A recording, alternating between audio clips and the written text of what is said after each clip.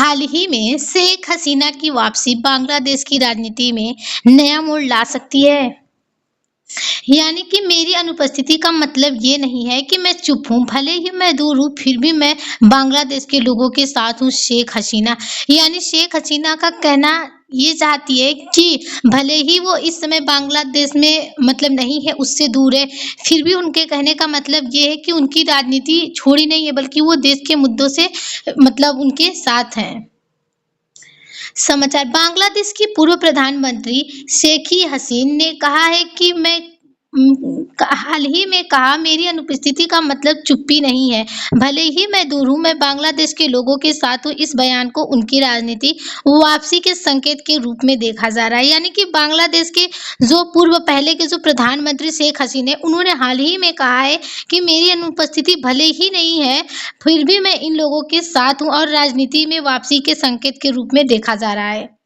शेख हसीना अगस्त 2024 में छात्र नेतृत्व वाले बड़े आंदोलन के बाद सत्ता से हट गई थी, और तब से भारत में रह रही है। उनकी पार्टी आर्मी लैंग्वेज पर बांग्लादेश में प्रतिबंध लगाया जा चुका है, और उनके खिलाफ कई कानूनी मामले भी चल रहे हैं। यानी कि शेख हसीना अगस्त 2024 में जो छात्र नेतृत्व वाले बड़े आंदोलन में बड़ी सत्ता से हटा दी गई थी, फिर भी तब से वो भारत में रह रही हैं। तब भी उनकी जो पार्टी बांग्लादेश की है, आज भी उनके प्रतिबंध लगाए जा चुके हैं। पृष्ठभूमि शेख हसीना 2009 से 2024 तक बांग्लादेश की सबसे प्रभावशाली नेताओं में से रही हैं। यानी कि 2009 से लेकर 2024 तक जो शेख हसीना रही हैं, उन्हें बांग्लादेश का एक सबसे प्रभावशाली नेता में से एक माना जाता है। 2024 के जन आंदोलन के बाद उन्हें देश छोड़ना पड़ा। यानी कि 2024 में उन्हें जन आंदोलन के बाद उन्हें उस देश को छोड़ना पड़ा था। वर्तमान में बांग्लादेश की राजनीति में अवामी लग्वे और उसके विरोधियों के बीच गहरा संघर्ष जारी है। शेख हसीना ये संदेश क्यों दे रही है? समर्थकों का मनोबल बनाया रखना। यानी कि अवामी लैंग्वेज आज भी बांग्लादेश की सबसे बड़ी राजनीतिक शक्तियों में से एक है। यानी कि आज भी बांग्लादेश में सबसे बड़ी राजनीति में से इसे शक्ति एक माना जाता है। हसीना अपने समर्थकों को ये बताना चाहती है कि वे संघर्ष जारी रखें, क्योंकि उनका नेतृत्व अभी तक खत्म नहीं हुआ है। उनके संघर्ष का मतलब ये है कि उनका जो नेतृत्व है वो आज भी खत्म नहीं हुआ है। राजनीतिक वापसी का संकेत विश्लेषकों का मानना है कि यह बयान भविष्य में राजनीति में वापसी की रणनीति का हिस्सा हो सकता है। यानी कि विश्लेषकों का मानना है कि भविष्य में जो राजनीति है, वापसी की रणनीति का हिस्सा हो सकता है। अंतर्राष्ट्रीय समुदाय को संदेश हसीना ये दिखाना चाहती है कि वे अभी भी बांग्लादेश की राजनीति की महत्वपूर्ण नेता है और देश की स्थिति पर लगातार नजर रखे हुए।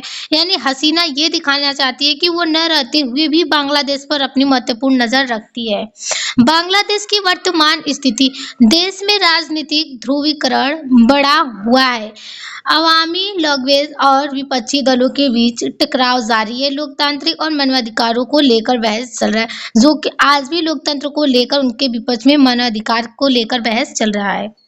भारत से क्या संबंध है? भारत बांग्लादेश सीमा विवाद काफी हद तक सुलझा है, व्यापार बढ़ रहा है, सुरक्षा सहयोग मजबूत हुआ है। यानी कि भारत बांग्लादेश सीमा विवाद काफी हद तक पहुंच चुका है और सुरक्षा सहयोग मजबूत हो चुका है। इसीलिए बांग्लादेश की राजनीति में होने वाले किसी भी बड़े बदलाव पर भारत की नजर रहती है। यानी कि इसीलिए जो बांग्लादेश है, उनकी राजनीति में होने वाले जो बड़े फैसले होते हैं, वो भारत की नजर रहती है। बांग्लादेश का छात्र आंदोलन 2024 का छात्र आंदोलन क्यों शुरू हुआ? आरक्षण का विवाद क्या था? कैसे ये आंदोलन सरकारी विवाद आंदोलनों में बदल गया? शेख हसीना का राजनीतिक सफर 2009 से लेकर 2024 तक उनका शासन रहा है और आर्थिक विकास में काफी उनकी भूमिका भी दिखाई गई है। चीन का बढ़ता प्रभाव चीन बांग्लादेश में बंदरगाह, सड़क और ऊर्जा परियोजनाओं में निवेश कर रहा है। यानी जो बांग्लादेश है वो चीन और बंदरगाह, सड़क, ऊर्जा जो परियोजना है उसमें काफी बढ़ोतरी कर रहा है। भारत और चीन देशों दोनों बांग्लादेशों की रणनीतिक रूप से महत्वपूर्ण मानते हैं।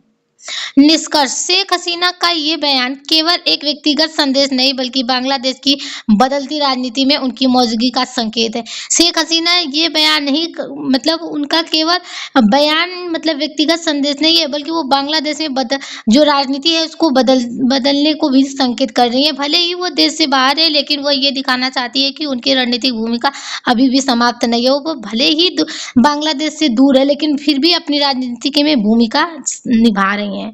Thank you everyone.